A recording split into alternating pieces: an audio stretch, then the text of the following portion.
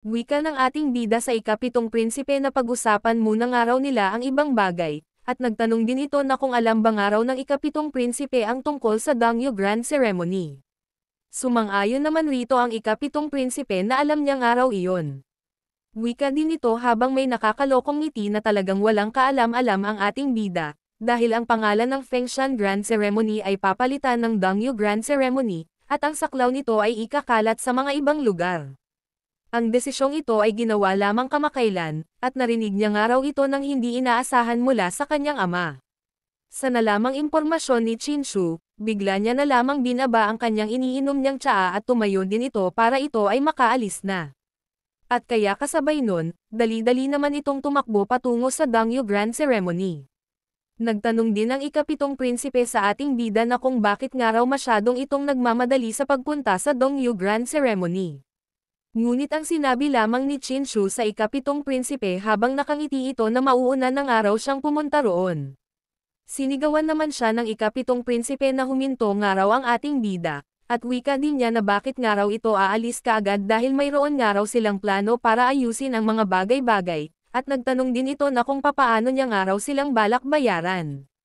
Sa sinabi ng ikapitong prinsipe na patigil naman rito si Chinshu sa pagtakbo, dahil nakalimutan niya nga raw na may pinag-uusapan sila. Ngunit sa hindi inaasaang pangyayari, naging siraulo naman ang ating bida na parang babae dahil tinoyo ito kaya bigla na lamang itong gumamit ng Thunderbolt Palm, kaya sa hindi inaasaang pangyayari, bigla niya na lamang inatake ang ikapitong prinsipe ng kanyang Thunderbolt Palm, habang tumatawa ito na parang demonyo. Sa ginawa ni Chinshu sa pag-atake naging tostado naman rito ang ikapitong prinsipe. Sarkastiko din na sinabi ng ating bida sa ikapitong prinsipe na siya nga raw ay isang maliit na prinsipe ng mundo tulad nito, at ang maglakas loob na hindi magpakita ng galang sa kanya ay magiging ganito ang kalalagyan. Wika din ito sa tingin bang araw ng ikapitong prinsipe na talagang mapapasunod niya pa ito ulit. At dagdag din niya na hindi na nga raw ito mangyayari pa ulit sa kanya. Sabi naman ng ikapitong prinsipe kay Chinshu na wala nga raw itong kwenta, at hindi nga raw ito karapat-dapat tawaging na isang demigod. Sa mga sinasabi ng ikapitong prinsipe nagliyab naman sa galit si Chinshu kaya bigla na lamang itong naghanda ng kanyang Thunderbolt Palm sa kanyang mga kamay. Kaya sa hindi inaasaang pangyayari, nagkaroon naman rito ng napakalakas na pagsabog sa lokasyon nila, habang nagtataka naman rito ang mga tao na kung anong araw ang nangyayari sa ikawalong anak ng Diyos sa kanyang tahanan. Sa labis na pagkainis ni Chinshu tuloy-tuloy lang ito sa paggugulpi sa ikapitong prinsipe, habang sinasabi niya rito na ang hindi paggalang sa kanya ay ang iyong pangalawang kasalanan. Tapos, naglakas loob ka pang magdulot ng gulo, at ito ang iyong pangatlong kasalanan. At ang tatlong kasalanan na ito ay hindi mapapatawad. Kaya kasabay nun, bumuo naman ang ating bida ng Lighting Spirit Bomb. Natakot naman rito ang ikapitong prinsipe kaya nagmamakaawa ito kay Chinshu na espare niya nga raw ang kanyang buhay. Hindi naman ito pinakinggan ni Chinshu kaya walang pagdadalawang isip niya itong inatake. Pagkatapos parusaan ni Chinshu ang ikapitong prinsipe, nagsalita naman rito si Taba sa kanyang master na ang dinastiyang buwan ay napakabongga. At habang walang malay rito ang ikapitong prinsipe, sinabihan naman niya si Chinshu na huwag niya nga raw tuluyan na paslangin ang ikapitong prinsipe. Sumang-ayon naman rito ang ating bida, kaya inutusan niya si Taba na una, na itali niya nga raw siya, at pagkatapos ikulong niya din ito. Pagkatapos noon, magpadala nga raw ng mensahe si Taba sa Moon Dynasty, at humingi nga raw ito sa kanila na magdala ng pera para sa pangtubos ng ikapitong prinsipe. Wika din niya habang may ekspresyon itong nakakaloko na sana nga raw ay suklian nila ang nakaraan ng 10 ulit. Dahil ito nga raw ang kanyang paghihiganti sa mga nang-abuso sa dating may-ari ng katawan na ito. Malilipat ang eksena sa ikapitong kapatid habang nagtatanong ito sa matanda na kung napano na nga raw ang ating bida sa kamay ng ikapitong prinsipe. Pinaliwanag naman ito ng matanda sa hindi inaasahang sitwasyon ang nangyari sa lugar ng ika-18 kapatid ay hindi nga raw nila ito maiisip na talagang nangyari ito. Wika naman ng ikapitong kapatid na hindi ba nagdulot ng problema ang ikapitong prinsipe kay Chinshu. O baka naman hindi naman talagang nasaktan ng mabuti si Chinshu ng ikapitong prinsipe. Kaya nga raw ay naging ganon ang sitwasyon doon. Sabi ng matanda na mali nga raw ang kanyang master, dahil ang nangyari nga raw ay naging hostage nga raw ang ikapitong prinsipe ni Chinshu. Sa mga nakakakilabot niyang nalamang impormasyon napatayo na lamang ito sa gulat, habang sinasabi niya na imposibleng araw iyon. Ipinaliwanag din ng matanda na nagpadala rin ng mensahe ang ika-18 kapatid, hinihingi ang ika-7 prinsipe kapalit ng pera at hinihiling na bayaran nila ng 10 beses ang nakaraan. Wika naman ng ika-7 kapatid sa matanda na hindi ba niyang araw napapansin na medyo nagbago ang ika-18 kapatid kamakailan. Hindi lang niya ininsulto ang ika-11 demigod, kundi kinidnap din niya ang ika-7 prinsipe, at napatanong din ito sa kanyang sarili na kung ginagawa bang araw nito ni Chinshu ang mga bagay na ito noon. Napahawak din ito sa kanyang pagmumukha dahil sa mga binibigay na problema ni Chinshu sa kanya, at wika din niya noong una, akala niya ang demigod mirror na nasa pagmamayari ni Chinshu ang pinakamadaling makuha, pero mukhang hindi iyon ang kaso. Sabi ng matanda sa ika-7 kapatid, na kung hindi bang araw sila kikilos. Baka maaari nilang samantalahin ang alitan sa pagitan ng ika-18 kapatid at ng Mon Dynasty. Maaari silang kumita mula dito at makuha ang demigod mirror. Sabi ng ika-7 kapatid sa matanda na hindi nga raw sila kikilos ngayon, at mananatili nga raw siyang kalmado at ang gagawin niya lamang ay ang panonood sa kanilang mga laban. At seryoso din itong nagsaad sa totoo lang, gusto niya nga raw talagang makita kung anong baraha ang ilalabas ng ika-18 niyang kapatid. Mapupunta ang eksena sa ating bida kasama si Taba at si Bai Zuo. Sabi ni Taba ang 7 lumulutang na pulo na iyon ang tunay na sentro ng Jade Huasek.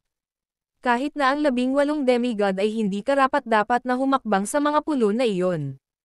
At sabi din niya sa ating bida habang namamangha rito si Chinshu sa kanyang nakikita, ang 7 lumulutang na pulo ang pundasyon ng Yuhuasek, at ang 7 ninuno ay kasangkot sa kanilang paglikha. Kung gusto niyang makapunta sa mga pulo na iyon, hindi ito ganap na imposibleng mangyari. Ang pagiging disipulo ng isa sa mga ninuno na iyon ay hindi magiging problema. At sa pagkakaalam niya, ang unang demigod, ang pangalawang demigod, at ang pangatlong demigod ang lahat ay sumasamba sa kanilang mga ninuno. Kasabay nun, may tinuro naman si Taba at wika din nito na nababahala ang araw siya na baka ipatigil pangaraw nila ang mga tao na manirahan sa mga nakalutang na bundok. Nagtanong naman ang ating bida kay Taba, na kung totoo bang araw ang pinagsasabi nito, dahil bakit hindi niya araw ito alam. Sa katanungan ni Chinshu sa kanya, bigla na lamang itong pinagpawisan, habang hindi na niya alam ang kanyang isasagot sa ating bida. Kaya sinabi niya na lamang na hindi niya nga raw naman pinapansin ang mga bagay na ito noon, at ang lahat ng lakas nga raw ng ating bida ay nauubos sa pagbibengbang sa mga babaeng diman. Kasunod nun, makikita natin si Bai Zuo na nakatingin ito sa bandang taas, habang ito ay namamangha sa kanyang mga nakikita. Sabi ng ating bida kay Taba na hayaan ng araw nila iyon. Nagtanong din ito kay Taba na bakit wala nga raw siyang nakitang ibang demonyo maliban kay Bai Zuo. Tinuro naman ni Taba si Bai Zuo, na dahil nga raw sa kanya ay wala nang sumama na ibang mga demonyo sa kanila. Ipinaliwanag niya din na si Bai Zuo ay sinabi niya na isa lang ang dapat na babae sa bahay. Pagkatapos, gumastos siya ng maraming pera para ipadala ang mga babaeng demonyo pabalik sa kanilang mga bayan. Sa mga nalaman ni Chinshu kay Taba pinagpapawisan naman ito, dahil madaming araw itong nagastos na pera. Ngunit sa hindi inaasaang pagkakataon, bigla na lamang nagulat ang ating bida, dahil kaninong araw galing ang perang ginamit niya. Sinabi ni Taba na si Bai Zuo nga raw ang kumuha ng kanilang kayamanan, dahil nasira niya na ang ari-arian at kalagayang pinansyal ng iyong pamilya sa mga nakaraang taon, at matagal na nga raw lubos na kapos ang pamilya ng ating bida. Kasabay nun, nagtanong naman si Chinshu kay Bai Zuo na kung saan nga raw itong kumuha ng pera. Sinabi naman ni Bai Zuo na nang utang nga raw siya ng perang ginamit niya sa paghatid sa mga ibang halimaw. Kaya nagtanong ang ating bida na kung saan nga raw ito ng utang ng perang ginamit niya sa paghahatid sa mga ibang halimaw. Sinagot naman ito ni Bai Zuo na si Zhu Weibong nga raw ang nagpahiram sa kanya. Sa nalaman ni Taba at Chinshu pinagpapawisan na lamang sila dahil si Zhu Weibong nga raw ang ika-14 na kapatid ng ating bida, at si Zhu Weiba, na kilala rin bilang Pigskin, ay nasa parehong industriya ng negosyo, ngunit ang kanyang mga pamamaraan ay mas marahas kaysa sa kanya, dahil kapag nagpapautang ito ay kumikita ito ng 5-6 sa kanyang mga pautang. Wika din ni Taba na umaasa sa kanyang katayuan bilang demigod, pinatay niya ang mga tao na parang mga baboy. hindi niya palalagpasin ang kanyang biktima hanggang hindi niya ito natatanggalan ng balat. Kasunod nun, habang nai-stress ang ating bida, nagtanong naman ito kay Bai Zuo, na kung paano nga raw siya pagkakatiwalaan ng kanyang ika-14 niyang kapatid na magpahiram ng pera. Sabi din niya kay Bai Zuo na ibalik niya nga raw ang maliliit na demonyo na iyon, at ang walang katapusang mataas na bundok at matataas na tuktok, siguradong nakagasto si Bai Zuo ng napakalaking halaga. Wika naman ni Bai Zuo kay Chinshu na hindi niya nga raw sinabing inutang niya ito gamit ang pangalan niya. Ginamit niya nga raw ang pangalan ng ating bida at sinabi niya na siya nga raw ang nanghiram nito. Sa mga nakakakilabot na nalaman ng ating bida, bigla na lamang itong napatigil saglit sa kanyang mga narinig, kaya sa hindi inaasaang pagkakataon, bigla na lamang nagwala si Chinshu sa labis nitong pagkainis sa kanyang mga nalaman, kaya to the rescue naman rito si Taba para pigilan ang kanyang master sa pagwawala niya. Ngunit sa hindi inaasaang pangyayari, bigla na lamang yumanig ang kalangitan, kasabay nun, dali-dali naman tinignan ng ating bida ang Yuhua Gate, at sa pagkakita nito nagkakaroon naman rito ng pagbukas ng isang pulang portal, kasunod nun, may mga ibang mga cultivator na patungo sa pulang portal na ito, kaya nagtataka na lamang si Chinshu na kung anong araw ang nangyayari dito dahil matagal ng araw silang hindi nakakakita ng ganitong maswerteng tanda sa Yuhua Gate. Ang maswerteng palatandaan na ito ay nangyari sa Moon Island. At hindi ang buwan ng liwanag, kundi ang ikatlong demigod. Noong nakaraan, ang ikatlong demigod na nasa pag-iisa sa Moon Island. Ngayon, tiyak na nakalusot siya sa spirit realm, na nagdulot ng phenomenong ito. Ang visual na phenomenon ay kamangha-mangha, talagang karapat-dapat ang ikatlong demigod sa titulong Moon God Body. Kasabay nun, bigla na lamang nag-notification ang system ni Chinshu, kaya sabi ng system na nag-aanunsyo ng pansamantalang gawain sa pag-check-in. At pumunta nga raw siya sa Moon Island para matapos ang quest sa pag-check-in. Sabi naman ng ating bida sa kanyang isip habang ito ay pinagpapawisan sa kanyang mga nasasaksihan, at kung magtagumpay siya sa pag-check-in sa Moon Island dapat nga raw ay magiging maganda ang gantimpala nito. At sabi din ng ating bida ang hirap nga raw mag-check-in sa lumulutang na isla dahil napakataas nga raw nito. Malilipat ang eksena sa Yuhua Gate, habang makikita na natin ang ikatlong kapatid ng ating bida, at naghihintay din ito sa pagbubukas ng Yuhua Gate. Kasabay nun, lumipad naman ito sa ere, kaya sa paglipad nito bigla na lamang siyang binalibutan ng lilang aura sa kanyang katawan, habang binabantayan siya ng kanyang mga kawal.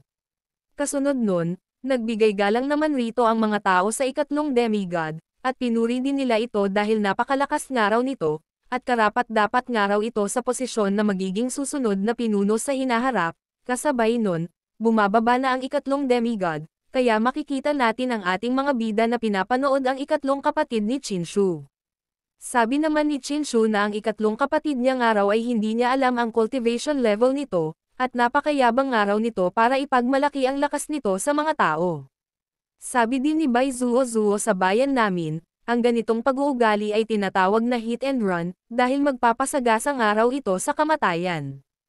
Kasunod nun, kinausap naman sila ng bantay ng ikatlong demigod, at nagtanong ito na kung bakit nga raw hindi sila yumuyuko sa ikatlong demigod.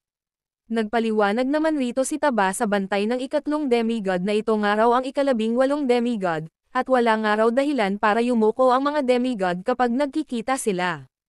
Kasabay nun, nakisali na sa usapan ang ikatlong kapatid ng ating bida, kaya nagsalita ito kay Chinshu na kung kamusta na nga raw ito. At ngumisi din ito habang bumubulong, na ang ating bida nga raw ay isang basura pa rin hanggang ngayon. Sabi ni Chinshu sa hangal dahil matagal na nga raw sila na hindi nagkikita, ikatlong kapatid, maaari niya bang araw siyang imbitahan bilang bisita sa Moon Island. Wala naman pagdadalawang isip na sumang-ayon rito ang ikatlong kapatid, ngunit hinihingi niya naman ang demigod mirror sa ating bida, dahil wala nga raw itong kwalifikasyon para makasali sa Emperor's Tournament. Sumang-ayon naman rito ang ating bida na oo, basta kayang tanggapin ng ikatlong kapatid niya ito at maaari niyang kunin ito sa kanyang bahay. Ngunit ang nasa isip-isip ng ating bida na ang salamin na iyon, ay hindi niya nga raw alam kung nasaan ito, dahil pagkatapos niyang pumunta dito, hinanap niya nga raw ito sa buong bahay, ngunit wala man lang itong nakita. Kasabay nun, niyaya na siya ng ikatlong kapatid na pumunta na nga raw sila doon, at doon na nga raw sila mag-usap, kasabay nun, lumipad na ito patungo sa Moon Island Gate, habang ang ating bida ay pinagtitinginan naman siya ng masama ng mga tao rito. Sabi nila na kung papaanong araw naman makakapunta roon ang ika-18 demigod. At ito ay kawalang hiyaan, hindi naman makalipad ang ika-18 demigod, kaya hindi nga raw siya makakaakyat doon, at narinig nila na ang ika-18 demigod ay kamakailan lamang nagsimula ng pagsasanay, ngunit nasa yugto pa lamang siya ng pagpapabuti ng katawan. Ang antas ng enerhiya ng kanyang dantian ay napakababa, kaya halos imposibleng makuha niya ang kapangyarihan ng kanyang dantian ng mag-isa. Sa mga pinagsasabi nila sa ating bida, wala naman itong pakialam, kaya sa hindi inaasaang pangyayari, huminga naman ito ng malalim para makabuelo ito ng lakas sa kanyang mga paa para makatalon ito ng napakataas. Kaya sa pagtalon ni Chinshu nagkaroon naman rito ng pagkasira ng mga bato, at nagkaroon din rito ng napakalakas na pagsabog. Sabi naman ng mga hangal rito na ang tumalon doon ay napaka-imposible, dahil ang kanyang enerhiya sa pag-refine ng katawan sa dantian ay hindi sapat, at masyadong malayo ang distansya, talagang imposibleng tumalon ng direkta sa lumulutang na isla. Napakamatigas ng ulo nito, dahil alam niyang hindi ito gagana pero gusto pa ring subukan. Balik naman sa ating bida habang nasa ere ito, dali-dali niya namang inutusan si Taba na tulungan niyang araw siya, dahil hindi nga raw siya aabot. Sumang-ayon naman rito si Taba kaya nagmamadali na itong pumunta.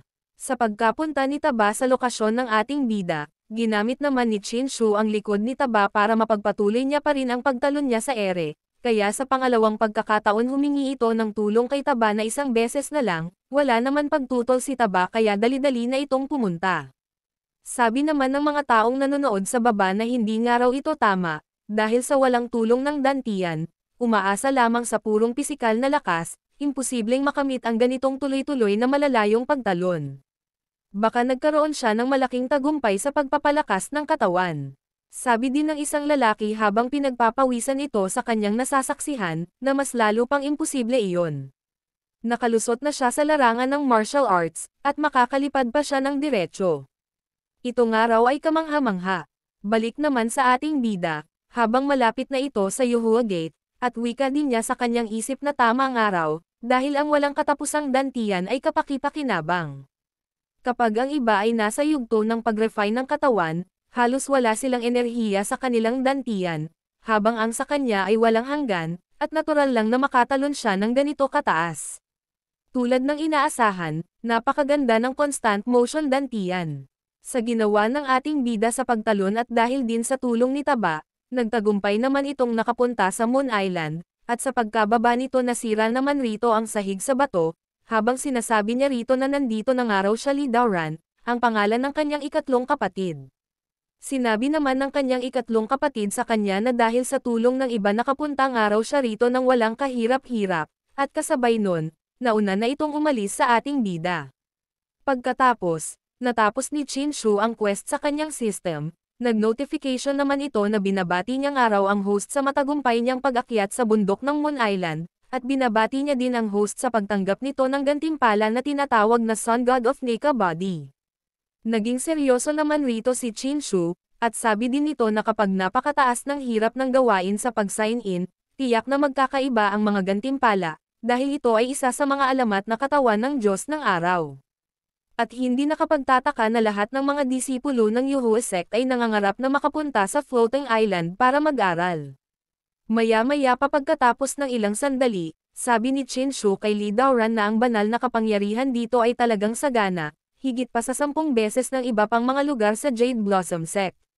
Sinabihan naman siya ni Li Daoran na kung gusto niyang mag-aral sa floating island, kailangan mo munang makuha ang pabor ng isang Grandmaster at matanggap bilang kanilang disipulo. Sabi din rito ng kasama ni Li Daoran na ang ika-18 demigod ng Yuhua sect, tanging ang ikatlong demigod at ang dalawa pa lamang ang kwalipikadong mag-aral sa mga lumulutang na bundok na ito, at sinabihan niya din ang ating bida na isang tao tulad mo, na may mortal na katawan at mortal na buhay, ay talagang nakakuha ng malaking bentahe mula sa aming mga demigod, at kung hindi dahil sa iyong kapatid hindi ka makakapunta rito, hindi ka kailanman makakapunta sa bundok na ito, at sobrang swerte niyang araw. Nagsumbong naman si Chinshu sa kapatid na bakit nga raw ganito kausap ang kanyang aso. Kung hindi siya magpakabait, Napakadali para sa isang tao na basagin ang kanyang mga binti at pati ang kanyang ulo. Kasunod nun, sinabihan naman siya Lee Daoran na mag-usap ng araw sila ng seryoso.